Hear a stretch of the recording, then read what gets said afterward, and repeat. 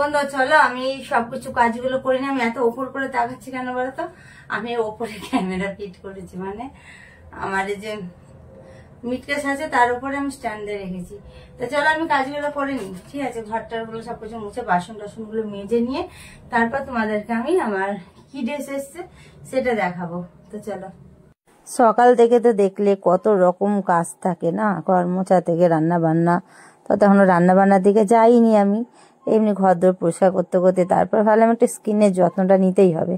Brush করে এসে দেখো একটা টিস্যু নিয়ে নিয়েছি, টিস্যুতে ভালো করে মুখটা পরিষ্কার করে পুরো ফ্রেশ হয়ে জলে মুখটা ধুয়ে নিলাম আর একবার, দিয়ে মুখটা আমি একদম মুছে নিলাম। দেখো এখন আমার মুখে কোনো মেকআপ নেই, তো মেকআপ ছাড়াও কেমন লাগছে আমাকে তোমরা একটু জানিও সোনারা।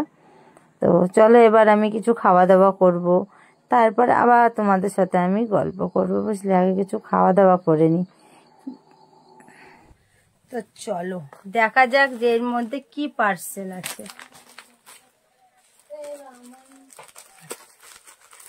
চলো পার্সেলটা খুলে, আর ওইদিকে ক্রিস চলে এসছে, ওর জন্য হাসলাম আর কি। দেখবে এই দেখো, তোমরা অনেকে বলো ক্রিসকে নাকি ব্লগের মধ্যে দেখতে পাও না, আসলে ও থাকে না, তোমরা জানো তো ওর দোকান